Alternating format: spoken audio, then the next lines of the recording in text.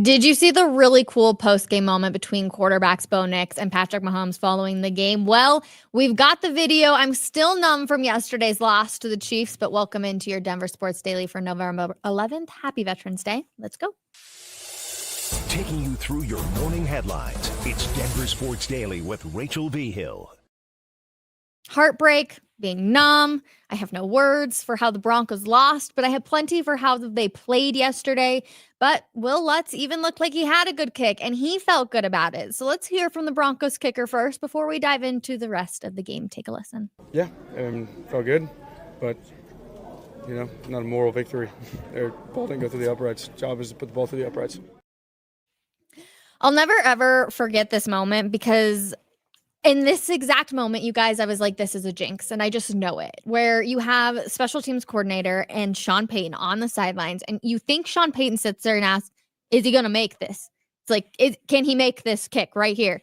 And you just see the special teams coordinator, and his name is blanking on me right now. And he goes, oh, yeah. And that's what I'm assuming happening on the sidelines, considering he said, oh, yeah. And I swear that this will forever haunt me because, of course, the Broncos end the game on a blocked field goal, one where the line and the coverage just absolutely got destroyed. And of course, the Broncos go ending up losing this game to the Kansas City Chiefs. I'm still numb to it. I'm still at a loss for words for it because I just truthfully can't believe it happened. But let's look at some of the positive signs for this Denver Broncos game, and then we'll get to the video with Patrick Mahomes and Bo Nix here in just a second. So since the start of the 2023 season, Kansas City has averaged 23.7 points per game against the rest of the league and just 14.7 points per game against the Broncos. That's pretty dang good by the Broncos defense. In 4 red zone advances, including 3 that reached goal to go, they only resulted in a single touchdown, which was also the only one allowed by Denver's defense in the last 10 quarters against the Chiefs. But of course, it still hurts that the Broncos lost to the Chiefs on that block field goal. And Mike McGlinchey talked about that after the game, expressing how painful it was, but also that this team is on the right track. Take a listen. That hurts. That would have been a good one.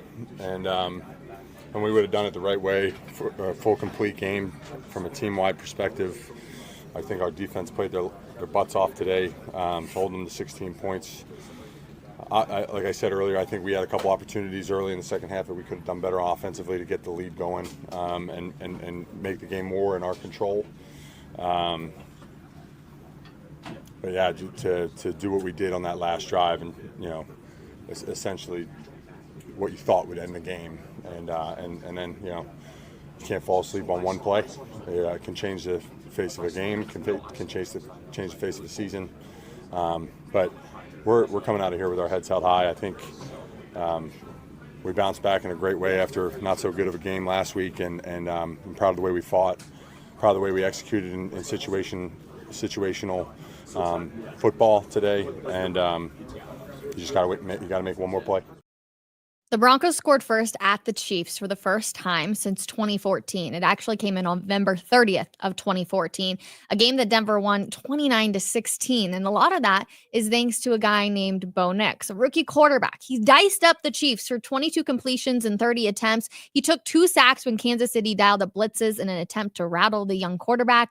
And Nix posted 115.3 passer rating on Sunday. That's the second highest posted by a rookie starting quarterback playing on the road at Arrowhead Stadium. The rookie QB is starting to really find his groove. And yes, he wasn't perfect on Sunday, but I think the growth that we're seeing week to week to week definitely helps Bronco Country believe in the rookie QB. Now, Bo Nix spoke after the game, of course, about a tough loss. Take a listen.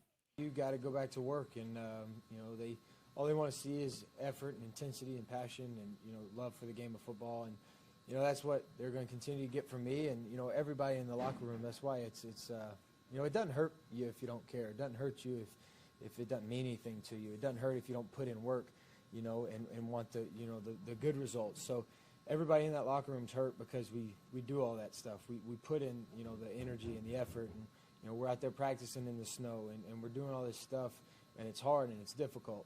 And so eventually it's going to, go in our favor, but right now it hasn't. So, the easy thing to do is give in and stop and say, well, you know what, the world's got it, it's hard. But I feel like our locker room's going to respond better, and, we're going to consistently just find ways to improve, find ways to keep going toe-to-toe with teams like this, and then you never know. One time it'll go our way. The way Bo Nix handles himself and conducts himself in such a manner that I'm even impressed sitting here saying he's a rookie quarterback. All he wants to do is win. And the way he can handle the media and the way he can express his emotions, I just need to applaud him because truthfully, after such a brutal, brutal loss, a heartbreaking loss for Broncos country, I can't imagine what it's like for the players on the field. But there was a really cool moment after the game between Patrick Mahomes and Bo Nix. And one, I think this tells me a lot about who Patrick Mahomes is as a player. And two, that the rivalry between the Broncos and the Chiefs might be coming back because this is a cool moment by Patrick Mahomes. Take a listen. Hey, way to play your ass off. Keep winning those dudes, right? This is the first one, man. We have a lot of these things. Huge shout out to CBS Colorado. We're actually going to play it one more time because he says there's plenty more of these to come. This was only the first one. Take one more listen at this because, again, it's just such a cool video. Hey, way to play your ass off. Keep winning those dudes, right? This is the first one, man. We have a lot of these things. You can tell, even though we're looking at the back of Bo Nix, that he's extremely just like, I can't believe that even happened. They have this game-winning drive to get down all the way for them to be able to have a field goal to win the game, and heartbreak is just there. But like Meg McGlinchey said, I hope that the Broncos can hold their heads high after that game, despite even having a loss. We'll head on over now to the fans up in Boulder, the CU Prime gang, all of those guys, because they had quite the interesting game on Saturday as well. But here's the backstory. So Texas Tech fans have a long-standing tradition of throwing tortillas on the field at Jones-Casey Stadium. But Saturday's game against Colorado not only saw tortillas, but it saw water bottles and vape pens and pretty much everything else under the sun, it felt like.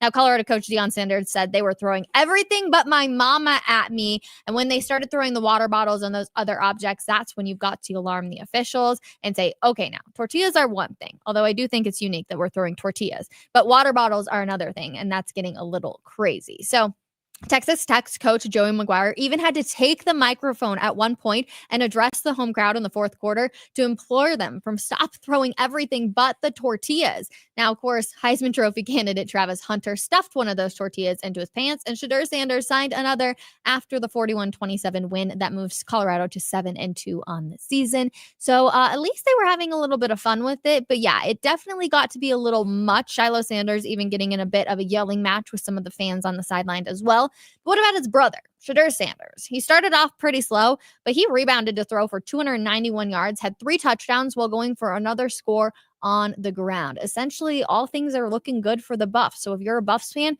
good news. Iowa State lost on the weekend. Also, Miami, an undefeated team, they lost on the weekend. So that's good for the Heisman run for Travis Hunter. And they were trying everything in their power to get Travis Hunter to 100 yards. And unfortunately, he ends the game with 99 yards.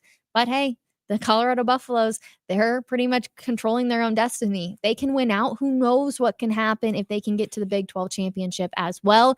There's some tough opponents, obviously, if they can get there, but a college football playoff berth is not out of question for this Buffs team. Like previously, we might have thought earlier on in the season. So keep on buffing, Buffs. All right, we'll go to the NBA now, though, because the Denver Nuggets extended their winning streak on Sunday, defeating the Dallas Mavericks for 5 straight wins. Now, let's go because we got to talk about the Denver Nuggets and including our smash burger game. The game came down to the wire with Nikola Jokic and Kyrie Irving battling it out in the fourth quarter. Holy smokes.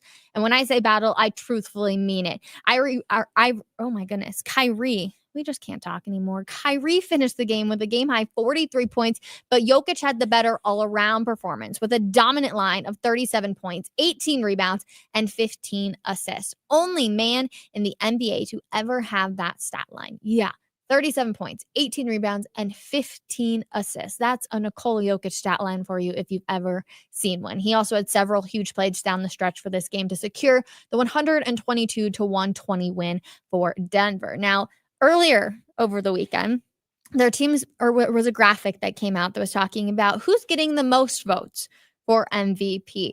And Nikola Jokic was ranked 3rd on that list. And Michael Malone, well, he had something to say about it, cracking a few jokes after the Nuggets secured that 122-121. Take a listen. I would assume that after tonight's performance, he'll probably be like 5th in the MVP voting early in the season. So He's just got to do more for us because what he's doing isn't been noticed by everybody outside of this Rocky Mountain Empire. But 37, 15, and 18, 3 steals, the number of pick and rolls that he guarded tonight, the minutes that he played. 38 is actually a good number. I'm pretty happy about that. We kept him under 40. But no, on a serious note, just incredible.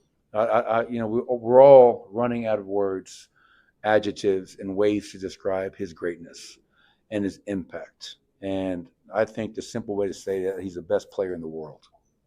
That's the best way you can say it, in my opinion. You always know that Michael Malone has a few jokes up his sleeve, but he's also 1 win away from tying Doug Moe for the most wins by a coach in Nuggets history. And Nikola Jokic, the man of the hour, the man of the season, let's be real, he should be leading the MVP race. He had to talk about his head coach. Take a listen. It's a great legacy, something that, it's going to be it's really hard to do, first to be in the league as a head coach in one team so long, and to be for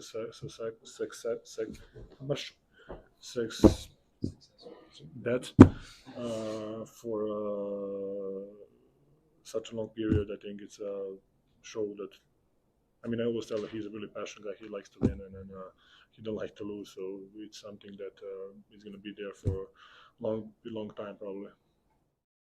Legacy, legacy, legacy. And that's what this Denver Nuggets squad is trying to build. Not only if it's head coach Michael Malone having his own legacy, Nikola Jokic building his, but a team that won one NBA championship on their home court, but a team that needs to do it again, considering you've got one of the best players out there. They're battling through injuries. Obviously, not having Aaron Gordon out there hurts. You get Jamal Murray back. Things are starting to look good. MPJ is finding his rhythm, as well as the young guys are all being able to go out there and do some really good things. So legacy, that's what this team is really starting to chase. And hopefully they're able to bring another Larry O'Brien trophy back to the Mile High City. It's a long season, but things are starting to look a little more good for this Denver Nuggets team. Now, we will head on to their brothers on the opposite side, which is the NHL.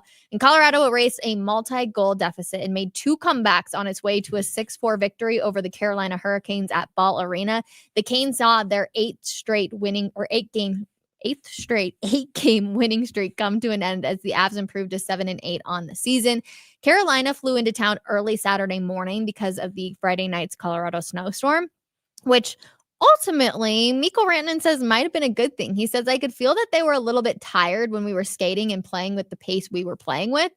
So maybe it ended up working in the Avs' favor, but the Hurricanes dominated early and scored the first 2 goals, but were unable to keep up with the Avalanche's stars and essentially couldn't keep them off the score sheet. Georgiev, the goaltender, stopped 27 of 31 shots, but made huge saves at crucial moments. But also, we do have some good news for the Avs because they are officially 2 games away from Val Nichushkin returning, and head coach Jared Bednar has officially said, yeah, he's coming back on Friday. Take a listen. Down to days until Val is at least eligible to return. How has it been having him back in the room? How are the guys just kind of... Yeah, it's been great. I think the guys are excited to get him back, and Friday's the day. So we're only 2 games away. And he'll be good to go back into a game on the 15th? Yeah. Now, this is excellent news. And of course, I will be at the game on Friday. Huge shout out to our friends over at Guerrilla Sports for that video. And also good news, it is an Avalanche game day. Woo, woo. We are pumped about this. They will be taking on the Nashville Predators, who sit at 5-9-1, Avs 7-8. That is a 7 p.m. Mountain Time puck drop down at Ball Arena. Now, of course, we also have to say it is Veterans Day, and we owe our veterans and their families our thanks, our respect, and our freedom. To all those who have bravely served, thank you so much for your service to our country. How are we feeling, Broncos country? How are we feeling about the Nuggets and the Avalanche and the Buffs? Let's get into it. Okay. Good morning, Rachel. Good morning to all. I hope you are having a wonderful Monday. I hope you had a great weekend. I woke up this morning thinking that it was Sunday. So that'll tell you how my Monday is starting off. But to be here and hanging out with all of you guys talking sports, I feel very lucky. So we will get over that one. Let's see, especially against all the teams, the Chiefs. Hey, I think we learned a lot about this Denver Broncos team, what Sean Payton has done for the culture of this team. I'm okay with the loss. It still stings and it still hurts, but I'm okay because the future is very bright for this Denver Broncos team. Yep. See, hey, all I can say is they have already surpassed my expectations for this season. Same. I am so optimistic for this team for years to come. Same. And I think Patrick Mahomes knows that looking at Bo Nix. And I think that's why we saw that interaction. It was the first one for years to come. And I think things are going to get a little more interesting. So we should be excited about the future's Broncos country. Let's see.